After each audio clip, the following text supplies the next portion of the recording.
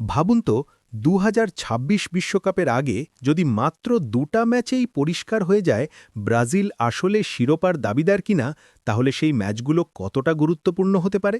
ঠিক সেই কারণেই কার্লো আঞ্চেলত্তির ব্রাজিলের জন্য ফ্রান্স ও ক্রোয়েশিয়ার ম্যাচ দুটো হচ্ছে আসল লিটমাস টেস্ট। পানামা বা নরওয়ে নয়, এই দুই ম্যাচেই আঞ্চেলত্তি নামাবেন তার সবথেকে বড় ট্রাম্প কার্ড। ফ্রান্সের বিপক্ষে সম্ভাব্য একাদশে গোলকিপার এলিসন বেকার একদম ফিক্সড। ডিফেন্সে মিলিতাও, মার্কিনহস, গ্যাব্রিয়েল মাগালেস আর অ্যালেক্সান্ড্রো ডিফেন্সিভ ব্যালেন্সের জন্য। মিডফিল্ডে ক্যাসেমিরো, ব্রুনো গুমারেসের জুটি মানেই সুরক্ষা আর কন্ট্রোল। সামনে ডান উইংয়ে রাফিনহা, বামে ভিনিসিয়াস জুনিয়র, নাম্বার 9-এ দুর্দান্ত ফর্মে থাকা ম্যাথিউস কুনহা আর নাম্বার 10-এ একমাত্র ভরসা নেইমার জুনিয়র।